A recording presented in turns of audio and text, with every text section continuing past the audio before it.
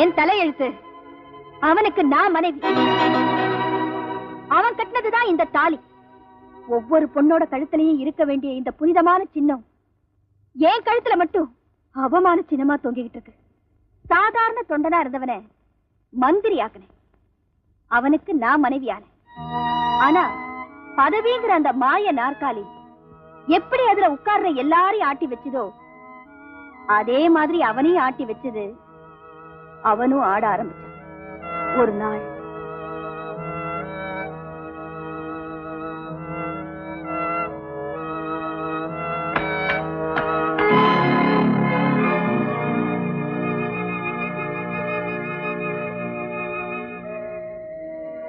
நீ போமா.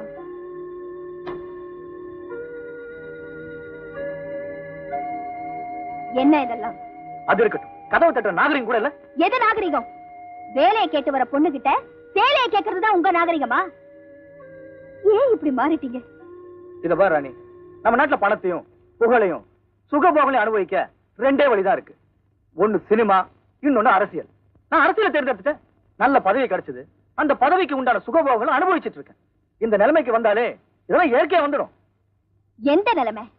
5 வருஷத்துக்கு முன்னாடி உன் நிலைமை உனக்கு ஞாபகம் இருக்கா? சிங்கிள் டீக்கு லாட்டரி அடிச்சிட்டு இருந்த. வறுமையை போக்க மூட்டை தூக்கலாமா கல்லு உடைக்கலாமான்னு கண்ணீர் வடிச்சுக்கிட்டு இருந்த.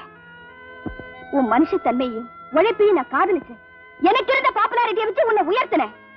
என் எழுத்தால உன்னை ஒரு உத்தம நல்லவ நாட்டுக்கு உழைக்கிறவன்னு மக்களுக்கு அறிமுகப்படுத்தினேன். அரசியல்ல ஒரு அந்தஸ்துக்கு வரணும்னு நீ ஆசைப்பட்ட. என் பத்திரிகையில எழுதி எழுதியே உன் ஆசையை நிறைவேற்றி வச்சேன். இப்போ நீ நிலைமைய பத்தி பேசுற. Very good. ஏழ்மையிலையும் துன்பத்திலையும் வாழ்ந்து பழக்கப்பட்ட நீ இன்னைக்கு அதே ஏழைங்க மானத்தோட விளையாடுற. சும்மா லோ லோன் கத்திட்டு இருக்காரு. மத்த மந்திரிகளை பார்க்கும்போது நான் எவ்வளவோ தேவல.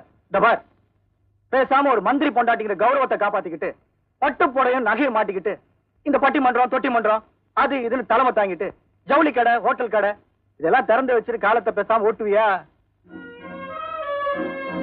நான் அவங்கள மாதிரி வாய மூடிக்கிட்டு புடவைய சுத்திக்கிட்டு புள்ளைய பெத்துக்கிற பொம்பளை இல்ல. தவறு செய்யறவன் யாரா இருந்தாலும் சரி சந்தியில நிக்க வைக்கிற பத்திரிக்கைக்காரி. கட்டுன புருஷனா இருந்தாலும். என்னடி கிழிக்க போற? எந்த எழுத்தால உன்னை உச்சாணி கொம்புல ஏத்தி வச்சனோ அதே எழுத்தால உன்னை திரும்பவும் நடு வீதியில கொண்டு வந்து நிறுத்துறேன். நான் உன் புருஷன்டி. அது நேத்து வரைக்கும். இன்னைக்கு நீ ஒரு சாக்கடை போச்சு. திருப்பி அடிச்சிடுவேன். அது நாகரிகம் இல்லைங்கிறதுனால விட்டுட்டு போறேன். இந்த வீட்டை விட்டு மட்டும் இல்ல உன்னையும் விட்டுட்டு.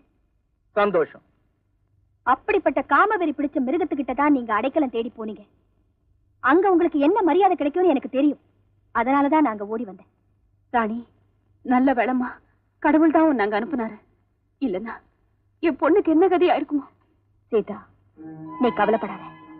அந்த இன்ஸ்பெக்டர் விஜய குற்றவாளி இல்லைன்னு விடுதலை செஞ்சு உன்னோட வாழ வைக்க வேண்டியது என் பொறுப்பு.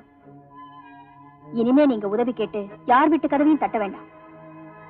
குற்றவாளிங்க வீட்டு கதவை நான் தட்டுறேன்.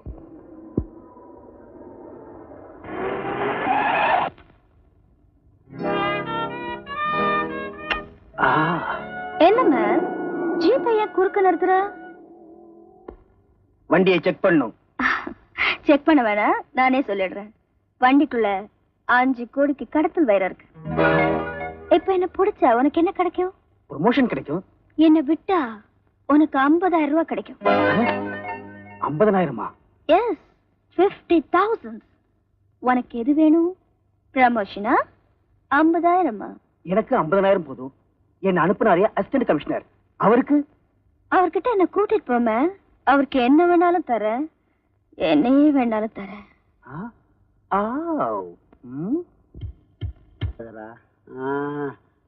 என்னது எங்களுக்கு நல்ல சூடேத்தி விட்டுட்டு இப்படி சொல்லாம கொள்ளாம போறது நியாயமா? லைட்டா பண்ணுவோமா? நீங்க லைட்டா அணைக்க சொல்றீங்க, நான் என் லைஃபே அணைஞ்சு போயிடுமோன்னு பயந்துட்டு இருக்கேன். எப்படி உன் லைஃப் அணையும்? நானே விடுவேனா? சுத்தி இங்க இருக்கு. ஆமா, யார உன் லைஃப் அணைக்கிறேன்னு சொல்றவன் கிழிச்சிடுறேன். இன்ஸ்பெக்டர் விஜய்னு ஒருத்தன் இருக்கான். ம். அவன் என் தொழிலுக்கு ரொம்ப தொல்லையா இருக்கான். அவன் உனக்கு மட்டும் இறஞ்சல் இல்ல, எங்களுக்கு அவன் தான் இறஞ்சல். அவனை நாங்க நான் கமிஷனர், நான் தான் சொல்லுவேன் அவனை என்ன செஞ்சோன்னு. நீ இன்ஸ்பெக்டர், வாயை திறக்கவே கூடாது. நான் சொல்றேன், விஜய தூக்கி உள்ள போட்டோம், வெளியே வரவே முடியாது. ஏன்னா இத மட்டும் நான் சொல்லட்டுமா? சொல்லு. கொலைக்கேஸ். சத்தம் போட்டு சொல்லாதடா. கொலைகேஸ். கொலையா?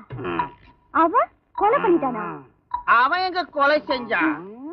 எல்லாம் என்னுடைய செட்டப். இதுதான் உன்னை பேசக்கூடாதுன்னு சொன்னது. ஐடியா கொடுத்தது நானு, இதெல்லாம் செய்யன்னு சொன்னது நானு. இவன் தான் செஞ்சான். எப்படி செஞ்சேன்னு கேட்கலையே. சொல்லவே இல்லையா? கேட்டாத சொல்றேன். சிங்கம்பட்டின்னு ஒரு கிராமம். அங்க பூபதின்னு ஒரு பணக்காரன். ஊன் சொல்லு. அவன் என் ஃப்ரெண்டு. அவன் வந்து லாகப்ல ஒருத்தர் அடிச்சு கொண்டுட்டான். அங்க விஜய்னு ஒரு இன்ஸ்பெக்டர். ஊன் சொல்லு. அவன் மேல பழிய போட்டான். எப்படி இது? நான் போய் லைட் ஆஃப் பண்றேன். நீங்க கமிஷனர், நீங்க லைட் ஆஃப் பண்ண கூடாது. கரெக்ட். நானே பேசுறேன். நீ லைட் ஆஃப் நான் ஒண்ணு நினைக்கிறேன். சல்யூட் அடிக்கிற கையில என்ன டாட்டா? சொல்லுடா, அந்த இன்ஸ்பெக்டரை எப்படி கொலைகாரனா மாத்துனீங்க?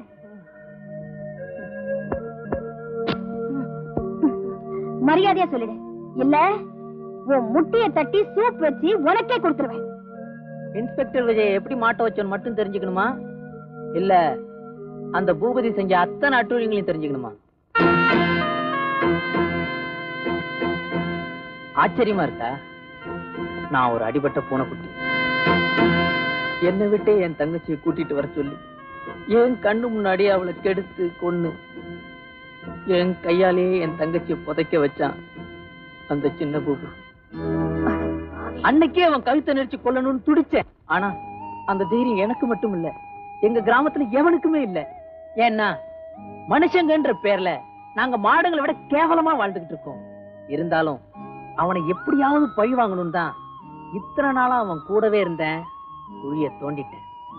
அவன் பெருமைகளை போட்டோ எடுக்கிற மாதிரி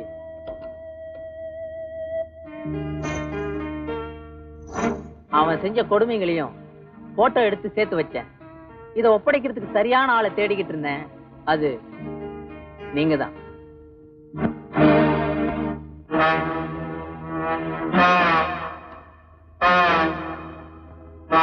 நான் பேர்ல மட்டும் ஜப்பான் இல்லைங்க, மூளையிலையும் ஜப்பான்.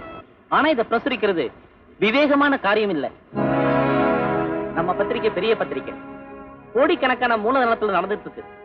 இந்த நிலைமையில அதிகார வர்க்கத்தை பகச்சுக்கிறது அறிவில்லாதவங்க செய்யற வேலை. தயவு செஞ்சு இந்த உண்மையில மறைச்சிருங்க. அதாவது என்ன தற்கொலை பண்ணிக்க சொல்றீங்களா? இந்த தற்கொலை நடக்கலன்னா அவங்க நம்மள கொலை பண்ணிடுவாங்கன்னு சொல்றேன். புரியுது சார். நீதிமுறை ராத்திரியோட ராத்திரியா அக்கிரமக்காரங்க கிட்ட அடகு வச்சிட்டீங்க. உங்க மானத்தை அதிகார வர்க்கத்துக்கு விலை பேசிட்டீங்க.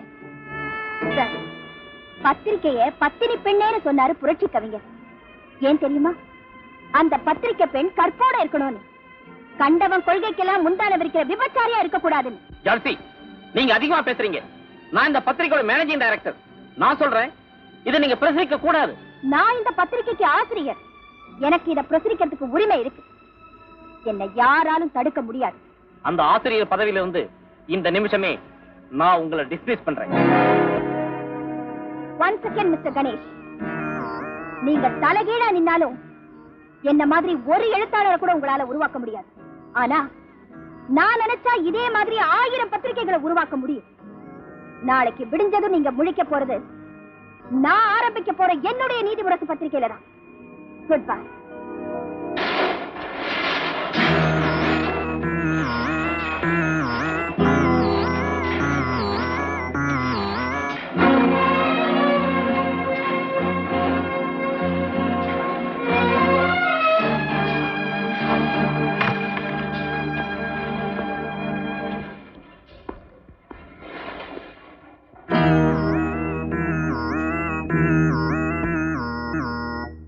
என்ன பண்ணிட்டு இருக்க?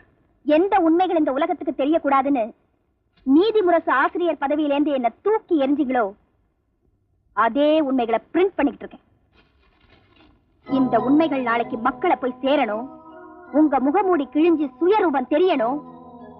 நீங்க செஞ்ச தவறுகளுக்காக பொது ஜனங்க உங்களை தெருநாய் அடிக்கிற மாதிரி அடிச்சு கொல்லணும். நாளைக்கு விடிஞ்சா இது நடக்க போகுது. உங்க மோசமான சரித்திரம் முடிய போகுது. அதுக்காக நெருப்போட விளையாடுறத முடிவு பண்ணிட்டியா? இது விளையாட்டும் இல்ல, நீ நெருப்பும் இல்ல.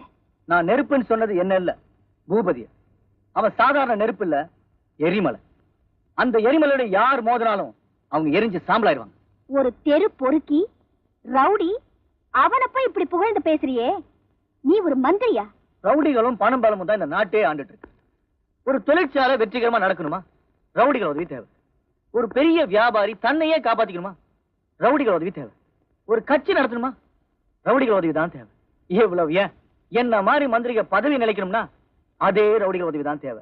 மொத்தத்துல இந்த ரவுடிகள் தாண்டி எங்களுக்கு எல்லாம் கடவுள் மாதிரி. உன்னை என் புருஷன்னு சொல்லிக்கவே வைக்கப்பட்டேன்.